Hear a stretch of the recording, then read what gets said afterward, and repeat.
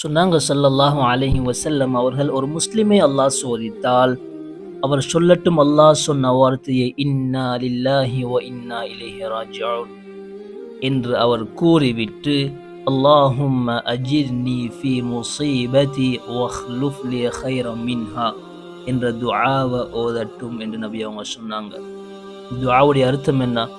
யா அல்லாஹ், இந்த முசீபத்திலிருந்து, இந்த பிரச்சனையிலிருந்து, இந்த கஷ்டத்திலிருந்து நீ என்னை பாதுகாத்துடு, அதை விட சிறந்ததை நீ எனக்கு தந்துடு. இந்த துஆ பல ரிவாயத்துகள்ல பலவிதமான வார்த்தைகள் வித்தியாசத்துல வந்திருக்குது. ஆனா எல்லாத்துடைய அர்த்தமும் கிட்டத்தட்ட ஒரே அர்த்தம் தான். இந்த துஆவை உம்மு சலமா ரலியல்லாஹு அன்ஹா அவங்களுக்கு அவருடைய கணவன் அபூ சலமா ரலியல்லாஹு அன்ஹு அவர்கள் மரணித்ததுக்கு பின்னால் இந்த துஆ சொல்லி கொடுக்கப்பட்டுச்சு. உம்மு சலமா ரலியல்லாஹு அன்ஹா அவங்க இந்த துஆ சொல்லி கொடுக்கப்படத்துக்கு பின்னால அவங்க யோசிச்சாங்க, அபூ சலமாவை விட சிறந்தவரையா அல்லாஹ் எனக்கு தரப்போறான்.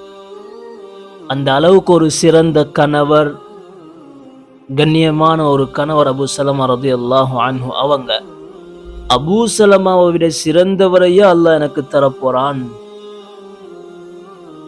என்று உம்மு சலமா ரலியல்லாஹு அன்ஹா அவங்க ஒரு வார்த்தை சொன்னாங்க.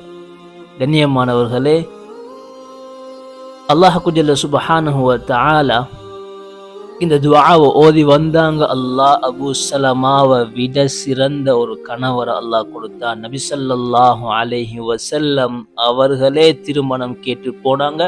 உம்மு சலமா ரலியல்லாஹு அன்ஹா அவங்கள நபி அவங்க திருமணம் முடிச்சாங்க.